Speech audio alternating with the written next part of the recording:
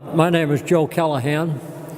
I was born and brought up in Newburyport. I lived on Greenleaf Street, number 4 Greenleaf Street. Graduated from Newburyport High School in 1952. And I was on the fire department at Newburyport for many, many years. And then I moved over to Salisbury in 1972. And I was fire chief in Salisbury for 17 years before I retired. And I spent a lot of time doing researching history of the greater Newburyport area now, and we're going to talk a little bit about that history today. Okay, I grew up, like I said, on Greenleaf Street. This is the Back Bay section of Newburyport. A lot of changes have occurred since I was a kid growing up over here. I lived next door to what was a very busy freight depot down there then. Now it's, of course, the home of the CVS drugstore. But back in those days, the freight train would come in every day and leave several freight cars of freight.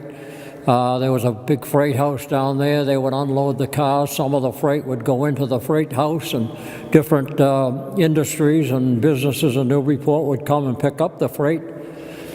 And a lot of the freight was unloaded by businesses in the car, right from the cars into their trucks, right from the freight cars into the trucks. I can remember some of the lumber companies unloading lumber down there. I can remember coal coming in. Cashman's, I believe, had some coal delivered there a number of times. Atkinson did also. There was animals delivered there. Sweeney's Pig Farm used to have pigs come there 2 or 3 times a year. There was chickens were delivered for some of the farmers. They'd come in small crates in the freight cars. The farmers would come and pick them up. Horses, young horses were delivered there many times. There was a pen down there that they would put the animals in when they unloaded them from the freight cars. Automobiles and small pickup trucks and like that. They were all delivered by freight train in those days, not like the car carriers that they have today. The freight cars were specially designed and they had apparatus in them so that the cars could be hoisted up and they'd be like one on top of another. I can remember all of that very vividly, and we used to watch them as kids. We'd watch them unload all of that stuff years ago. The freight yard was a very active place in those days. The freight business went downhill. The B&M closed up the freight depot in 1954. In the summer of 1954 is when the last trains were in and out of what they called the Pond Street Depot.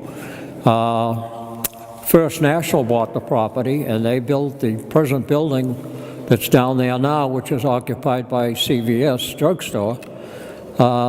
First National built that building, and they opened it in October of 1956. First National stayed there till about 1980, and then they moved out. Competition was closing in on them from the newly found supermarkets and malls that were opening up on Story Avenue. And the IGA store moved into the First National property for a short time, but they didn't make it either. And then after that, the CVS drugstore moved in there, and they've done very, very well over the last decades. They're still there now, of course. We read comic books. My father worked at Fowles. We used to get free comic books. He'd bring them home. They'd be probably a week or so out of date. And the Newburyport News. The family always subscribed to the Boston Post in those days, a morning newspaper. It used to be delivered to the house, and the Newburyport News. And Kennedy was a very popular man, not only in this area, but everywhere. I can remember several times him being in Newburyport. He was in a couple of parades. I can remember him marching up Pleasant Street in a parade that I saw him at one time. He was with some of the local politicians at the time, and he was here several times. Former Mayor Dick Sullivan was a very personal friend of President Kennedy's. I knew Dick well myself. Everybody in Newburyport knew Dick Sullivan.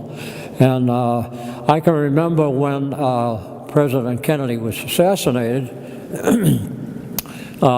Jack Cutter who was a former fire chief in Newburyport. He and I were doing some work for Dick Sullivan at the time up in his house on Congress Street. Dick Sullivan's wife opened the door. Jack and I were working out in the yard, and she opened the door and she said, there's some tragic news coming on television. And she said, President Kennedy has been shot down in Texas. So as I remember, we went in the house and looked at the television for a few minutes, and they were showing pictures of what was going on down in Texas. And then, of course, it wasn't very long when the word was passed over the television that the president had passed away because of his injuries as a result of the shooting. And I can remember that. And of course, there was several days of mourning for the president. Following that, I can remember them very vividly. All the flags were half-staffed. Some of the stores were closed, and it was a very sad moment in time, period in time. Okay, back in World War II, another tragic period of our time, of course. I was only 7 years old, I guess, when Pearl Harbor happened, and I can remember that. I had never heard of Pearl Harbor, of course, before that day. A lot of other people hadn't either. And I can remember that, and I can remember several of the kids and fellows that were a lot older than I at the time, just in our own Back Bay neighborhood here, the Harrises and Kenny Brooks lived over on Greenleaf Street, a little bit further from me, and several of the other families that lived around the neighborhood. One by one, the boys would be disappearing, going into the service. The McFarlands lived over on Pond Street. They're a big family. Several of their boys went in the service, and several of the women in the area too served, of course, in World War I. I was very young at the time, and I can remember when newspapers would be full of tragic stories every day and about the war. And of course, I was in elementary school, grade school most of that time, from the 1st to the 5th grade. I was in the 5th grade when the World War II ended. I can remember all the boys coming home, men and women coming home from World War II. And the city had a big celebration. They had a huge parade to welcome the boys back. And they had a banquet at City Hall. Of course, I didn't go to any of those out to that or anything. I do remember the parade. They had a huge parade through the downtown streets and a big fireworks display at the Mall, like I mentioned before. And it was a tragic period of our times. Well, I can remember, all the things that we took part in as kids. Playing ball over on the Mall, ice skating on the Mall, going swimming down at Plum Island in the summertime. We used to thumb a ride down at Plum Island, things like that. I've always been a sports fan. Paul Doyle and I used to thumb our way into Boston when we were kids, and when we could manage to put a few bucks together to go in and see the Red Sox play in the summertime. We used to do that 2 or 3 times every summer back in the 50s. That was quite an experience. We never seemed to have trouble getting a ride in or a ride out. We used to take the subway. We used to thumb and get a ride into Everett in that area, or the Revere area, and then take the subway into Boston and take the subway out after the game and thumb a ride home. And we always had luck getting rides, thumbing rides. All the kids thumbed in those days. Wasn't as dangerous as it might be today. We lived I feel that I've lived in a generation where there's been a lot of changes, I'm not sure that all of them are good, but there's been a lot of progress made in industry and medicine, things along those lines.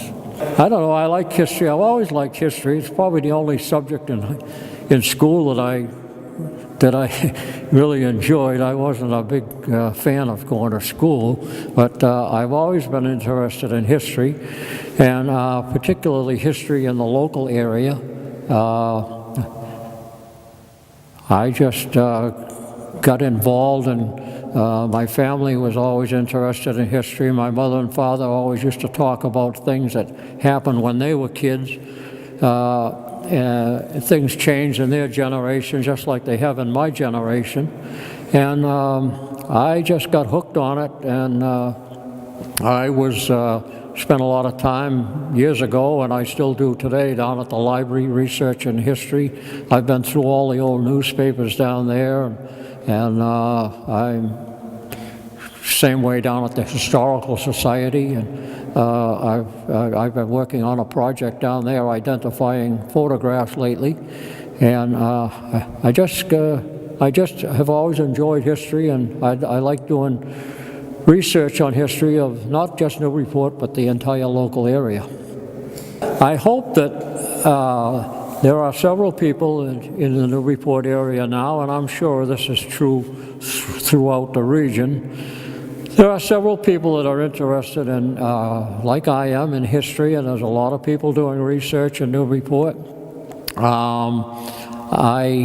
Unfortunately, I don't see too many of the real younger people coming along doing it. Probably when they get a little older, I'm hoping that some of these younger people, there's a lot of smart kids around, I hope that when they get a little older that they will take more of an interest in the history and take advantage of some of the things that they have locally. There's an awful lot of history available at the Historical Society and at the archival unit down at the Newburyport Public Library.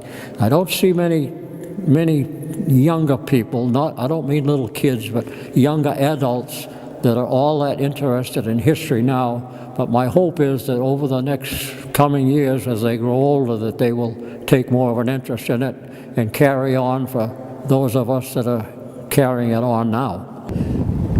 We're standing out here just off of Greenlee Street. Right, the house behind me is the house I grew up in back in the late 30s and the 40s and the 50s. And this neighborhood has changed quite a bit since I was a kid growing up. We're at the site of the rear of the CVS drugstore now.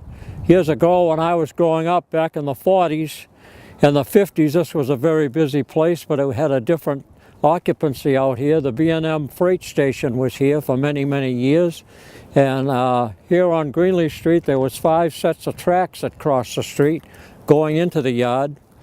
It was a busy place. The trains came in, the engines came in just about every morning and left freight cars. Right over here on the right, there was a huge building. It used to be the Glen Mills Cereal Company. And over further to the left was the big freight house, over about where the kids are playing over there in the play yard now. That was a long, big wooden building, the freight house. And in the middle of that, probably about where the end of the CVS drugstore is now, there was a platform there. When I was a kid, it wasn't unusual to see freight cars come in with automobiles and trucks. They didn't come over the road like they do today so much. Call a Chevrolet and the Ford Company and all the automobile agencies in Newburyport. Their deliveries, most of them used to come right here off of the Pond Street Depot. There was a platform there. The cars were specially rigged to handle automobiles and small trucks. And when the freight came in, the company would come and unload them. I can see some of them. I can remember them heading up Greenlee Street here now, going out to Collis's, to the Chevrolet place. There also used to be a lot of animals delivered over here. When I was a kid, it wasn't unusual also to see horses delivered. Many times there was chickens delivered. Some of the farmers would have chickens come in crates on the freight trains, and then they would come and pick them up. It was Sweeney's Pig Farm used to be out on Hale Street in Newburyport. 2 or 3 times a year they used to have small piglets delivered. There was a pen over there off to the back of where the building is now. There was a fenced-in pen there right alongside of one of the tracks, and they would take the pigs out, let the pigs run off the train and into the pens, and then Mr. Sweeney and his helpers would come before the day was out and put the pigs in the truck and haul them out to his farm out on Hale Street. Another thing that used to be delivered up here, and all of the neighbors didn't look forward to when the cars were coming in, but probably 2 or 3 times a month there would be a freight car or a couple of freight cars delivered, and they would have the untreated hides that used to go down to the tannery, which operated for many years down on Federal Street. And believe me, the smell was unbelievable. You could smell it all over the neighborhood, and the guys that worked at the tannery would come out with a truck, dump truck, and they would unload those hides by hand into the truck and haul them away. And the whole neighborhood was certainly very, very happy when that job was done and the trucks would leave. And of course, after the trucks left, the car would still smell, and everybody was happy when the engine came the next day and took the cars out of here. It was a busy place. The freight house, when I was a kid growing up, there was a man by the name of Ingalls. He lived up the north end somewhere. He was a nice man. The kids, we used to play around the freight cars and stuff all the time, and he didn't bother us too much. He was a good guy, and it was a very busy place in those days. And I can remember it well and enjoyed growing up out in the neighborhood. This little plot over here where the flagpole is, that was dedicated in November on Veterans Day. It was Armistice Day in those days, in 1942. That little plaque was dedicated. There's a monument, a small monument there, and they put the flagpole up. That was dedicated to all the men and women from the Back Bay area who were serving in their country in World War II. The flagpole was put out. I can remember the day it happened. There was a gathering out here, a good-sized gathering, probably a couple of hundred people out on the street, and all the politicians were out here, and I suppose probably the high school band was here, and they dedicated that flagpole and that little plot of land there. The B&M Railroad was very good to the town, and they let the town acquire that, or they just let them acquire that piece of land for that purpose. And it's been there ever since. The city takes care of the grass every year. They cut it, and the place is kept up well. There used to be an honor roll there with all the men and women's name on it, but that deteriorated through the years, and it's been removed quite a few years ago now. Also, when I was growing up, in the late 30s, and I can remember it, and in the early 40s, over here across the street on the corner of Fulton Street, where the condominiums are now, Bossy Gillis had a gas station there and a garage. It was right on the corner. He had a couple of gas pumps out front there. That was a busy place. That was before he moved his gas station down to Market Square. Then there was an old shoe shop that was just beyond those buildings. That was a busy place years ago, but as a shoe shop.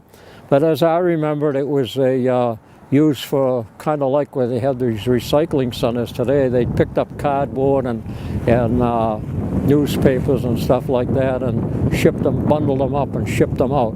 That place was destroyed by fire in 1950. Getting back to the freight depot, they closed up. The last trains that came in and out of here were in the summer of 1954, and the First National Company bought the property off the B&M at that time. They built the building that's here today. It's been altered a little bit, but they built what is the main building here. They built that, and it was opened as a supermarket in 1956. I think it was in October when they opened it in 1956. They stayed here, First National stayed here at this location until 1980, and then because of the competition from the stores at Story Avenue opening up, they closed down. There was an IGA store tried to make it here for a while, but they didn't last long. And then shortly after that, the CVS drugstore took over and built the place, and they've done a very nice business ever since, and they still do, of course. Also, when I was a kid, this property over here, the big 3-story house there on the small barn, that all belonged, that's on Central Place. It comes in from State Street, accesses from State Street. When I was a kid, Dr. Blakely had his business there. He was a very well-known veterinarian and he was a very busy veterinarian, probably one of the only ones in town at that time. And that barn, he used that to treat dogs, and that place was all fenced in as it is today. And the yard was full of dogs and things like that years ago. It was a busy place. Occasionally he'd have some other animals there. But for the most part, he treated dogs in those days. He was a very nice man, and he did a very good business over there. Now, the house on the left here, number 4 and number 2 Greenleaf Street. My parents owned that house in those days. We lived at number 4. The house next door here was number 2 Greenleaf Street. This yellow house, when I was a kid, the Harris family lived here. They were a very nice family. This house, the original house, has since been added onto in the rear. The original house out front here was moved here back in the 1880s. And it used to sit on the Bartlett Mall facing out to Pond Street, diagonally across the street from where the CVS drugstore is now. That house sat on the Mall, and it was moved over here. And back in the 80s, that addition that we can see in the back was put on the house. Up on the corner of Greenleaf Street here, the big house which you can barely see was the first house in Newburyport that had exterior Christmas decorations. It was well known all over. People used to come from miles around to see it in the wintertime. That was owned by Robert McKinney. He was a well-known undertaker in Newburyport at that time. And I can just barely remember when I was a kid, the street would be packed with cars, and at Christmas time, he had all these bushes and the trees and the house all decorated with exterior lights. It was a beautiful, beautiful sight. Now, of course, there's many houses around Newburyport now and other communities that do the same thing, but he was the original one here in Newburyport. That house was the first house that had extensive exterior Christmas decorations. Across the street where the fire station is, when I was a kid growing up, that was just an empty field. A man by the name of Randall owned the apartment house here on the corner, and he owned all of that land. That was just an open field where the station is now, adjacent to the railroad tracks, of course. We used to play over there when we were kids quite some time ago. Bartlett Mall here on the left was a much more active place when I was a kid than it is today. We skated over there in the wintertime like kids do today. We also played ball over on the Pond Street side. That activity doesn't happen today like it used to years ago. It was a much more busy place. People used to come up here and walk. They didn't have the boardwalk or anything downtown, of course. I crossed across the Mall there thousands of times when I was a kid, growing up, going to school and walking downtown, going to activities that we had playing over there and stuff like that.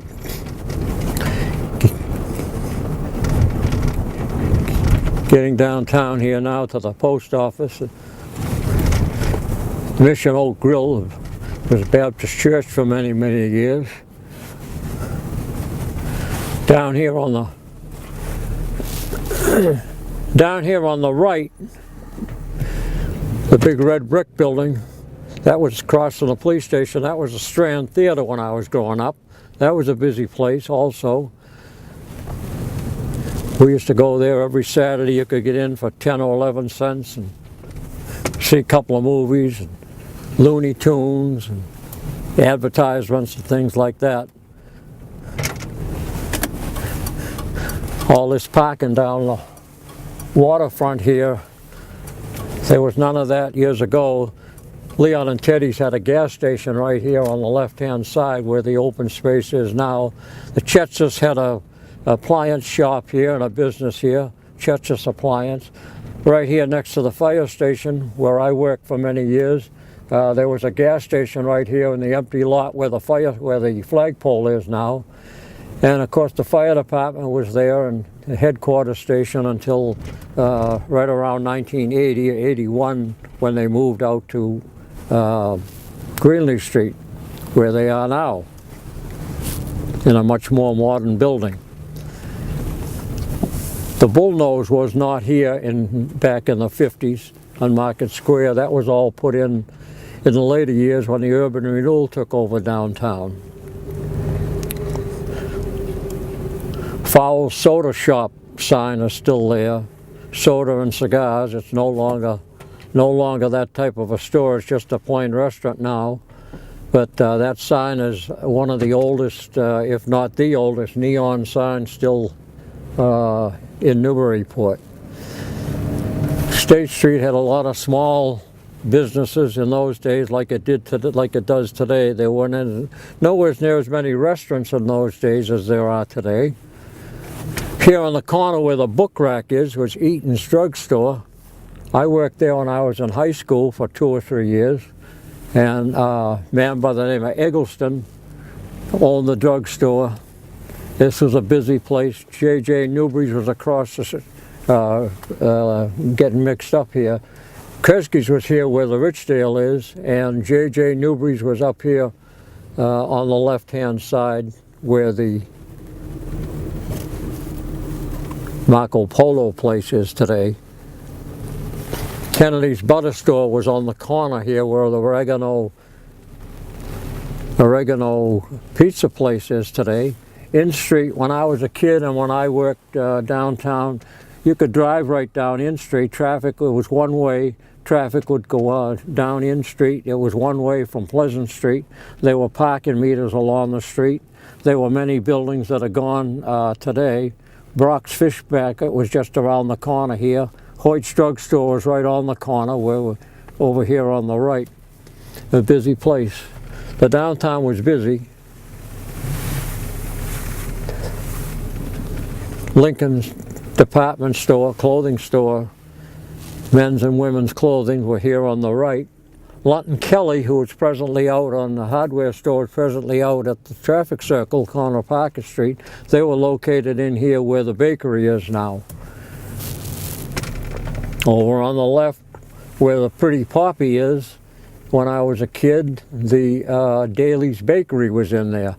They were a busy eating place, one of the few eating places downtown in those days. Not like it is today. There's an eating place all over the downtown today. Rick Baco's running store, he's a friend of mine. He's been in business there for many, many years. And of course, when I was a kid, the post office was still right here where it is right now. Bow Murphy newspaper and soda shop was right in here where the gallery is. That was a busy place. That was a gathering place for all the local politicians. A lot of political decisions were made in Bow Murphy's little business in those days. The councilors and the mayors were always in there. There was probably almost as many decisions made over the years as there was here in City Hall. But the ones made in Bow's were unofficial, and then they would officially pass them over in here.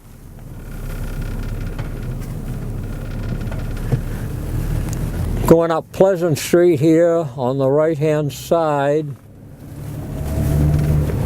there used to be the Port Theater across on the upper corner here. That was the Port Theater. That was a busy place in those days. I can remember when that was built and when they had the grand opening there. A man by the name of O'Laughlin was the first manager there. He lived up on Buck Street. He was a nice man. The Port Theater was a busy theater. Kind of put the Strand and the Premier Theaters out of business. The Port ran a lot longer than the Strand and the Premier Theaters did. Now I guess that's probably going to be where the parking garage or the hotel is going to be that they're talking about. Bruce Shoe Company here on the left, and this big red brick building, that was a busy place. A lot of people worked in there. A lot of people worked in there in the shoe business. I also, when I was young, I worked up here. Before I went on to the fire department, I worked at Peavy's hardware store. Peavy's Hardware was over here on the right. Orange Leaf is there today. Martin Dugan had a hardware store and a plumbing business across the street over here. Up on the right-hand side of State Street, D. Cashman Hardware was in business. So there were 3 or 4 hardware stores right in the downtown area today. Now there are none. Lunt & Kelly's moved out to the traffic circle. Cashman's is right in there where the European fashion shop is today. Up here on the right-hand side on State Street, where the Port Tavern is, that's where the A&P was located. They were located in there for many, many years before they moved out to their out to the traffic circle where the district courthouse is today. They moved out there approximately the same time that the First National moved from right here where the institution for savings is now. They both moved, one to Pond Street and one to the traffic circle at about the same time in the early to middle 50s. The Wolf Tavern Hotel was right here on the corner where the parking lot is now. Unfortunately, that was a beautiful building. It was torn down sometime in the early to middle 50s. That was a big loss for Newburyport, I think. The yellow house up here on the corner High and State. The American Legion home was in there for many, many years. And across in this other yellow house on the upper corner of State at High Street was the home of the Knights of Columbus. They were there for many, many years. Then it's turned into condos now. As long as I can remember, there's always been a gas station here at the corner High and State. The Weber brothers ran the station there for 30 or 40 years. They ran that station, did a nice business there. They were well-known boys, and they had a good business in that area, in that corner. Hood Milk used to have a distribution plant right here on the left.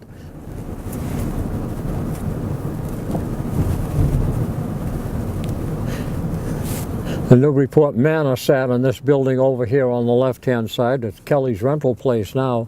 Newburyport Manor was a very busy restaurant back in those days.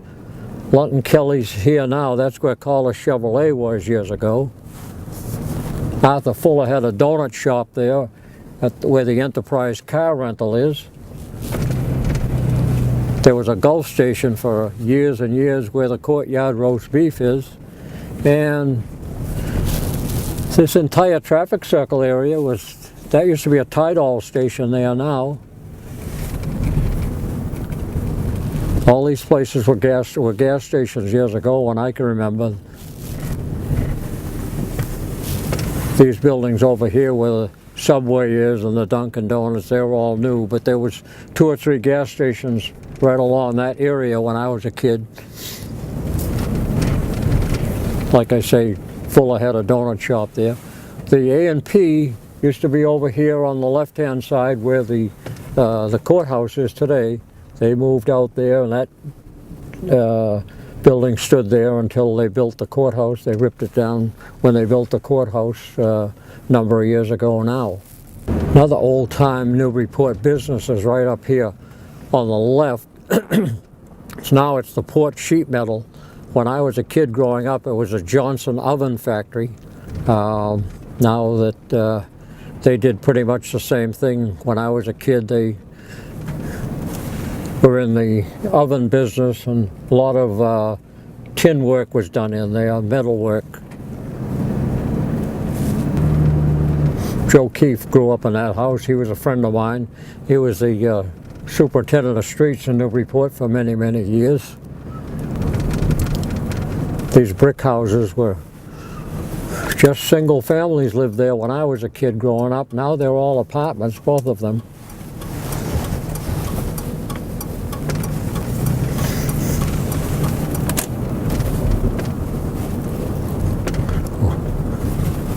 Let me take you up through Dalton Street here. Okay. Going up Dalton Street here, this big gray house on the left used to sit at the corner of High and State where the gas station is now. That was moved up here back in the 1920s sometime. Bossy Gillis, who was the mayor of Newburyport, ran the gas station back there. He lived in that house. This house here, number 11, number 13 Dalton Street, was moved here from over on Summer Street back in 1934-35 when they built the highway. The Route 1 bypass went through Newburyport. They moved a lot of houses in those days, and that house was one of them.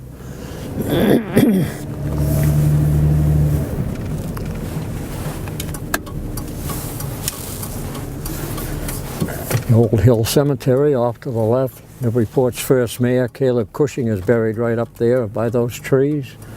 This yellow house over here, when I was growing up, a man by the name of Houghton, Mr. Houghton, he was a city treasurer of Newburyport for over 40 years. This house right here was moved here in 1906 from Vernon Street when they widened the railroad, when they took out the railroad tunnel over on Vernon Street. My mother was born and brought up in that house when it was on Vernon Street, and she can remember when they moved it over here.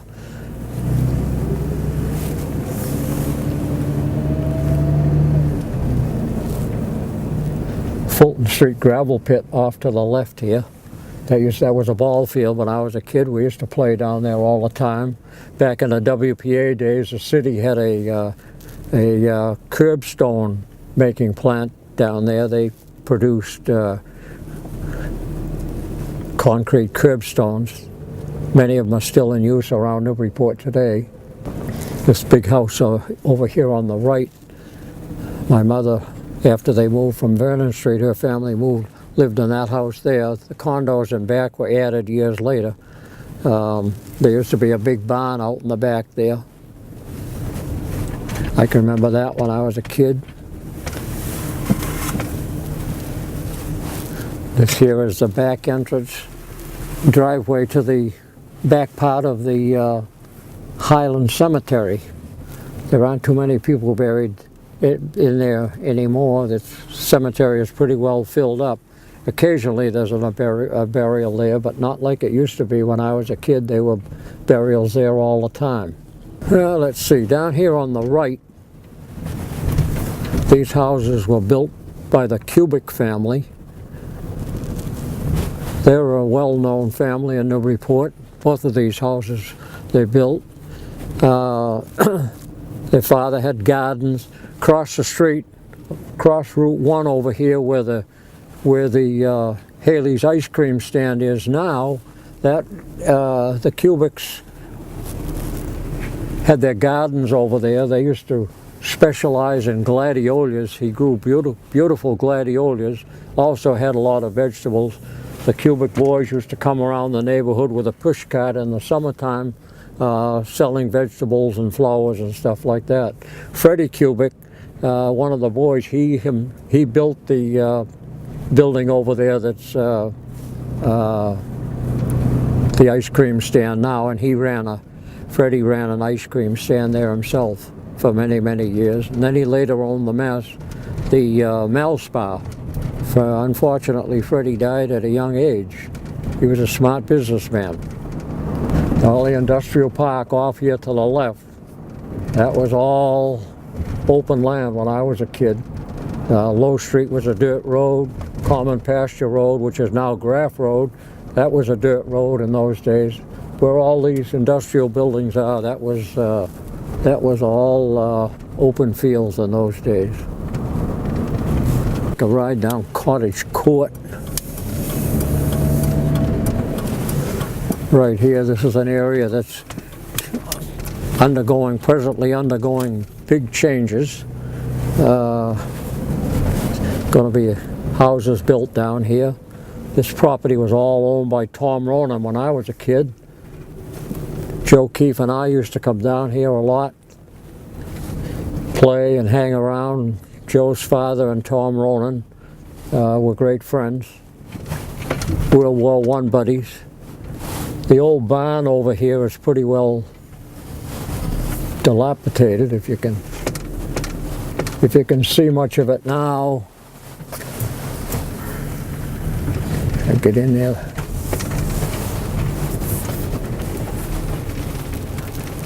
There's the barn, what there is left of it. Tom had, when we were kids, Tom probably had a dozen cows that he used to keep in there. That barn was moved when they put Route 1 in back in the 30s, like the buildings that I showed you on Dalton Street that were moved.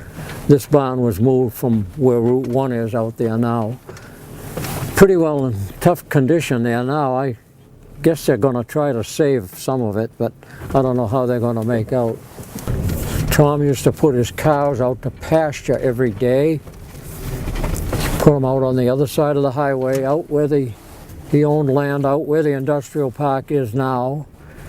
He would take his herd of cows up Cottage Court here, and he would cross Route 1.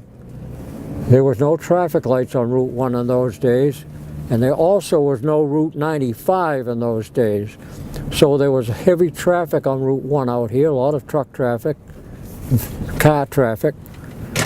Well, when I was a kid, Frog Pond down here is like it is today. It's all frozen over. There's a lot of people used to come skating there in the wintertime. This was years ago, when back in the 50s, back in the 40s and the 50s, Bartlett Mall was the scene that they used to use every year for fireworks displays at 4th of July or any other celebrations that warranted having fireworks. They used to shoot them off. We're on Greenlee Street, right down over the double bankings here, right along at the edge of the pond. They used to set up the fireworks down there and fire them off. The big crowds would be gathering over there on the Pond Street side, watching the fireworks. And of course they wouldn't allow that today. The crowd has to be a greater distance back than what was allowed in those days. Anyway, one of the biggest fireworks displays back in those days was held at the end of celebration after the end of World War II, and they had a huge display here. There was hundreds and hundreds of people gathered on the Mall and on High Street and all of the whole area to watch that display. I can remember that display very, very well when I was a kid. It was quite a huge display. But that's where all the fireworks used to be. Of course, now they shoot them off from down at Cashman Park. But they shot them off here for many years.